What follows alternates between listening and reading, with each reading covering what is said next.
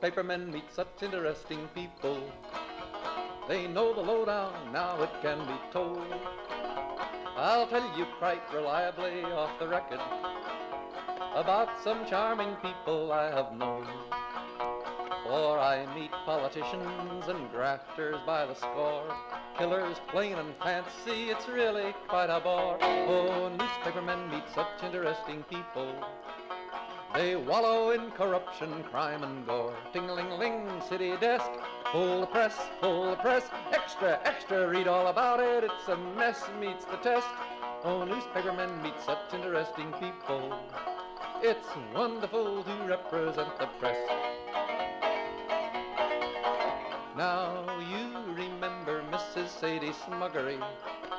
She wanted money to buy a new fur coat.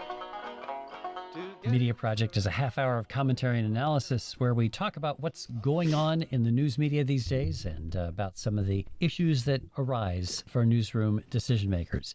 I'm Rex Smith, creator of The Upstate American, formerly editor of the Times-Union, with my colleagues here, Judy, Patrick, Barbara Lombardo, and Ira Fussfeld. So, Ira Fussfeld, publisher emeritus of the Daily Freeman in Kingston, New York. What's on your mind today? Well, a lot of things are on my mind, but I guess you just want to talk about media. Yeah. What are you thinking you want to talk about? I haven't been here in a while, so I got to refocus. You know, I think all four of us here were raised on the concept of objectivity in your journalism, that a story should not show any bias, that it should be information for the edification of the readers. And I'm interested in learning that that's not necessarily what many journalists believe is the way to go. So perhaps we can discuss that. Okay, great. The dying sense of objectivity. Barbara Lombardo, formerly executive editor of the Saratogan and the Record of Troy. What are you up to? I'd like to talk about, if we have time, the double-barrel questions that reporters ask. That drives me crazy. You're asking, for example, the president 2 questions, knowing that you're not even going to get the answer to one. It does seem kind of crazy. All right, we'll get to that. And Judy Patrick, formerly editor of the Daily Gazette of Schenectady, what's up with you today? You know, we really need to talk about the withdrawal of federal funding for public media. I mean, we're sitting here in a public radio station, and we've talked about it before, but it seems to be barreling down the highway toward actually happening. Yeah, I think that's right. It looks like this fall, in just a very few weeks, there will be $1 billion withdrawn from the public media system. While it will primarily threaten smaller public radio stations, it really touches the whole ecosystem because it's money that will not be going to NPR and PBS and will rob local stations of their impact. You know, it makes you wonder, what's the argument, I guess, for preserving it? I mean, we who have been involved in journalism for our careers would always have said, well, we don't want to have government funding because there is the risk that you could have the government dictating the terms of what you're doing. But, you know, that hasn't in fact been the case, certainly with NPR and with PBS. We've seen the value of independent journalism and the strong local support, local coverage that has been present on stations like WAMC and its ilk. And so raising that issue turns out to, I think, be a false flag. And what we're instead seeing is actually an attack on independent journalism that has been fair and aggressive. So I don't know what the alternative is. Where do we go from here? Well, I always preface my comments that I'm a member of the board here on this radio station, have been for a number of years, although I don't speak for the board. So that having been said, the cut in funding is going to hurt all public radio stations. But most of the large ones, the mid-sized ones, such as this one, will survive. But there will certainly be an impact. You'll have less money to spend, number one, money that was coming from the government to the local budgets. But beyond that, the content that is provided from the national offices of public radio is bound to be diluted. There's not going to be as much money for them to be spending on coverage. But I've always been of the belief that I would love for the public radio and television stations not to have to rely on the government for any kind of money. It just seems to me that it creates a circumstance where exactly what is happening now you want to avoid, which is the government telling a broadcaster what they can and can't spend. I don't know what the answer is, but I know that there are a lot of small public radio stations that are going to be endangered as a result of this. Yeah, the little stations out in Unalakleet, Alaska, and Pendleton, Oregon, and Pierce, South Dakota. These are going to be significantly affected by and those this. areas have no other means of communications. And so kinds of crises reporting, flooding, floods, fires, etc., if that's not covered by them, nobody is going to be covering them. You know, I think this is part of a broader attack by the administration on the media in general, as it is perceived as elitist and, East Coast focused or the coastal focus. And I think the main target would be NPR and not the small radio stations. Already there's a carve out for some of the Native American stations in the Dakotas, where you are familiar with. Mm-hmm. I expect what's going to happen to kind of stymie the outrage over this, that there will be similar carve outs. They will, choose station by station and maybe somehow give these Congress representatives a pot of money to dole out some money to stations that they favor. It's very clear that they are taking the money away because they are unhappy with the coverage. We here would agree that we think their coverage is fairly good. Some people on the right wing think it's biased towards the left from NPR, but the local stations do these great jobs. I agree with Ira. It's tough to take.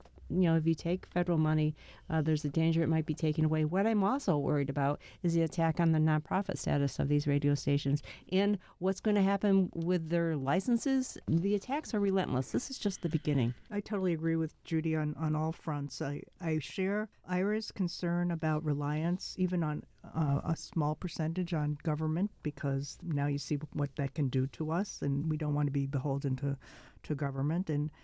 This is a broader attack on the believability of the news, on nonprofit status of public radio and other public entities. It's a real concern. It further denigrates the public trust in news. You don't need this news. You don't want this news. This is not news you should believe.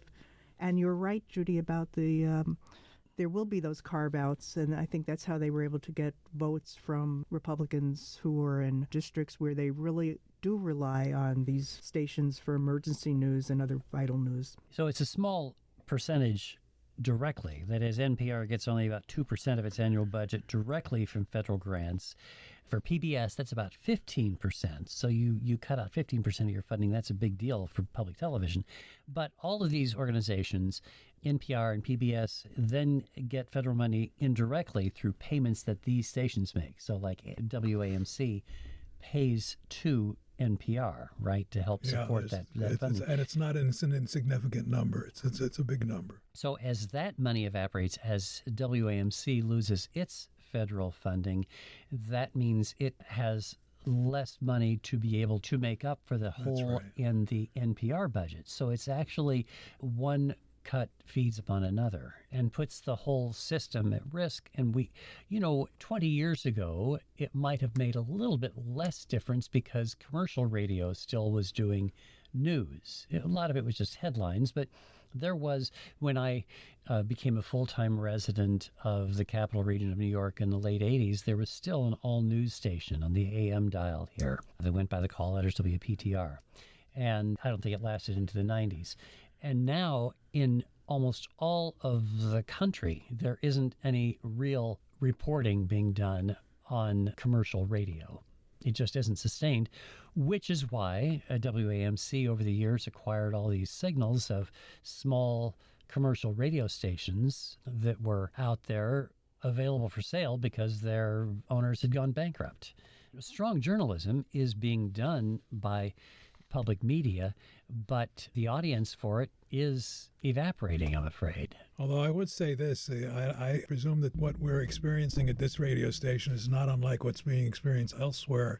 And that is, for all of the success that WAMC has in its fund drives 3 times a year, sometimes they go real quickly, sometimes it takes a little longer. And they get thousands of donations from people in this region, or this 7-state region that this station reaches out to. It's still thousands and thousands and thousands of listeners to the station who don't give a dime. And if they never gave a dime before, now's the time. And it's 1-800-323-9260. We all know that. we all sleep with that number. But give a damn, give a dime. But the point is, there are an extreme large number of people who do not pay anything into the station. And if that's going to happen long term, particularly when you add in the money that's not being provided by the government, it's going to be very dire indeed for public radio. This is a local media issue, both profit and nonprofit, because what I often clamor for is that if you consume local media, you need to support it with your money, whether or not it's the nonprofit radio station or if it's your for-profit weekly newspaper.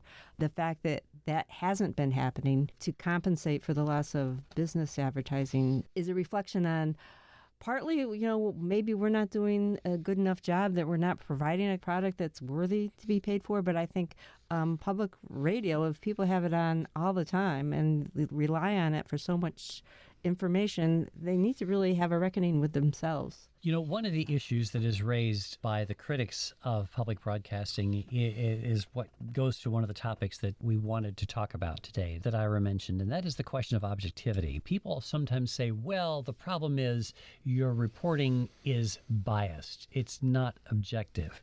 And, it is an interesting question, that notion of objectivity. That's a word that has fallen out of favor in journalism because it sounds an awful lot like on the one hand, on the other hand. Both sidism, right. More to the point, journalism over the last 30 years, really, good journalism has been saying our goal is to give people the truth, not just this side and that side. But I'm an old timer. I was brought up in both sidism, and both sides are important to a story. And how much of each side you include in a story is a subjective decision that you're going to make. But nonetheless, the goal always was, when I was growing up, to provide an honest, fair, and accurate account of whatever it is you were covering. And you're right, there are people who believe that it's somehow biased one way or the other. But if something is not exactly meeting your expectation, then you're going to say it's biased. But it's more than likely just an objective story that is being reported fairly, and you don't like the fact that it's being reported fairly. And in the both sidism, sometimes there are just not two sides to a story.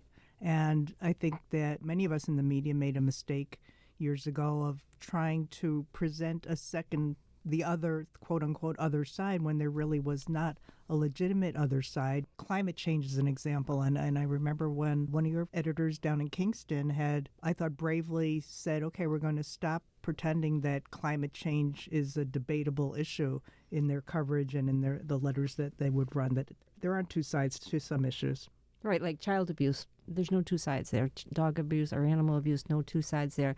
Terry Moran, the ABC News correspondent, who was suspended, fired for a derogatory tweet about Stephen Miller, calling him, I think, a dictator. A world-class liar, I think. Right? And so he has come out with a so accuracy didn't count. He said, we're deluded if we think that there is such a thing, a holy grail of objectivity. What we need to do as journalists is just present the facts and be as true and honest as we can be. And this younger generation of journalists, I think, are calling us older folks out on this one, saying that, maybe we have been deluding ourselves about the fact that there could be such a thing as a totally objective story. Yeah, and the reason we're bringing this up is that a story we shared with ourselves is that it suggests that younger journalists now do not believe in the concept of objectivity. And the debate in journalism circles is objectivity still the goal that we are reaching for, or is it an anachronism? And that's why this is all coming up right now. And it's the think tank among journalism people in the industry are having this debate among themselves. It's one of these things about solutions journalism, is the idea is write the story with a solution in mind, or to at least talk to the people who might be coming up with solutions to a problem. Don't just report that there's a problem, report that there's a potential way to solve the problem. Not every story can be handled that way. But when you can, I think that's a really valuable role. And I remember hearing my elder editors, when I was a new reporter, saying, well, your job is to tell the story, just report the facts, and then you let people take action based on what you've written, and they can decide how they want to handle it. And that's not being as useful a member of your community as you can and should be. Yes, my favorite story of the failure of that approach stems from my early, after I'd just been at the Times Union a few months, I was managing editor for news, and I went up to the business council meeting at Lake George at the Sagamore Resort. Yeah. Very cool thing. I was moderating a panel, but the Times Union had a reporter there who covered the speech by Governor George Pataki. You know, I remember watching Pataki. He was a tall guy, you know, and he was stretching his arms out. He said that he had been governor for 9 months at that time. It was in September of the year that he'd become governor. And he was talking about how he had turned around the economy of New York State. Well, at that time, New York was the 5th largest economy of the world. And I remember him stretching out his arms. He looked like a bird about to take off. What a story. What a turnaround. And that was reported the next day in the Times Union. It said the governor said he turned around the economy of New York State. And there was no effort in that story to say, what did he do in these 8 months that turned around the economy of New York State? So I wanted to do a story that would show, did we in fact turn around the economy of New York State? But I was just the managing editor. I wasn't in charge. We didn't get to actually do that story for 2 years. We eventually came back to it, and we found it. We talked to independent economists. What are the measures? What are the indices you would use to determine how the economy is doing? We found 7 different measures, you know, new housing starts, auto sales, different things that we would come in together. And we found out when we finally measured it, the last 2 years of Mario Cuomo's governorship and the first 2 years of George Pataki's, when we looked at them, actually on 5 of the 7 measures, the economy was doing better under Mario Cuomo than under George Pataki. Now, there are many factors that could have led to that, but it just showed that just quoting what somebody says is not giving readers the truth. And so when you say to people, a reporter is just supposed to give folks the facts, well, what is the fact? The fact is the governor said that, but the fact is not that he had, in fact, turned around the economy. And even when you know better, that can be difficult to do, and it happens every day now. So how many claims have our listeners heard? I'll go back to President Trump or a governor, but Trump especially makes these declarations. This is the best that's ever been. Whatever it is, best thing that ever happened. And there is not a consistent blowback in a story. The stories don't put into context and tell the reality against what is being said. You know, we've been talking about the objectivity and both sidism on this show for many years. I can recall on several occasions when our former colleague Alan Chartock would say, well, what's the other side of the Holocaust? In other words, if you're doing a story on that, it should obviously be slanted the way you would think it should be slanted. On the other hand, if you had the opportunity to get Adolf Hitler on the phone, would you not take advantage of it and find out what he has to say about what he's doing? I mean, isn't that both sidism? Well, I suppose, but you would then have to juxtapose what he says against reality. Yes. Which is what happens absolutely. with Trump all the time. You know, we have Donald Trump, and I think what really angers him is that reporters do hold him to a standard of truth and are constantly pointing out that he lies as he breathes, frankly. So in pointing out his lies, I think that's why he hates the media and why a lot of his supporters are taught to hate the media as well. But what's the alternative? Is the alternative to let him rant, and that is what increasingly his right-wing media claque is doing. Yeah, we may have reached a tipping point in this administration, given how his base is turning on him being Trump. And we'll have to see what's going to happen on that and how that could change the entire political landscape and the journalism landscape as well. You're With more respect optimistic to the, than me. yeah, Talking about Epstein? with the the Epstein Jeffrey case? Epstein post, yes, because he is changing the story that he's always had, right? And trying to get people to believe that it was the Democrats who have been trumpeting the Epstein story as opposed to Donald Trump himself. And this is a good example of, as readers and listeners should be following that story and seeing how the stories are trying to put these new claims into context with reality. Right, and there have been some who have been dissing the idea of even bringing up this story or challenging the president on his past positions. But man, this is not the most important story out there. There are wars happening. There are people starving. There are, cuts being made to U.S. aid to poor people throughout the world.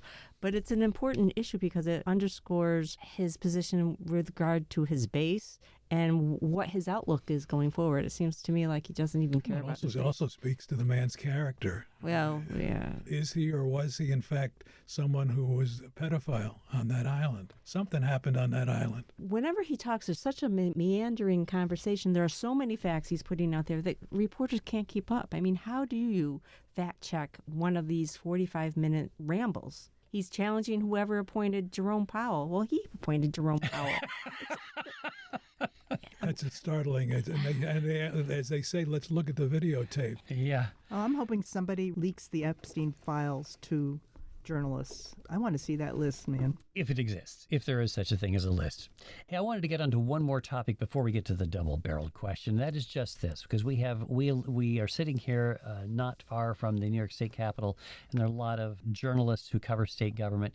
Here's an interesting survey. Only about 51 journalists at large state or regional news organizations responded, but these are all state government reporters, and here's what they found. 69% of the state government reporters said their greatest challenge is lack of access to records or people. 55% found it difficult to access public records, and 2/3 said that a colleague had been excluded from briefings by officials. A third said it had happened multiple times. It sounds to me like state governments are becoming a place where it's really hard to do good journalism these days. I wish there was a point of comparison. I wish they had done this survey 10 years ago so we could see, because it seems like it's always been a problem. Whether it's more so nowadays, and here in New York State, with every administration, it did get harder. Yeah. Maybe they just learned new tricks, but a point of comparison would have been helpful on that. Still, the fact that far more than a majority of reporters are saying, they can't get people to talk to them, they can't get the records they need in a society in which the free flow of information is essential for democracy. Is there a lack of less access in the Capitol? I don't know how it used to work, but you used to be able to wander down the hall outside the governor's office. Absolutely. You could, as a reporter in the Capitol, I did. You could wander into the lieutenant governor's office, for example. He didn't have very much to do. And you could talk to aides there and go... Was that Malcolm Wilson? No.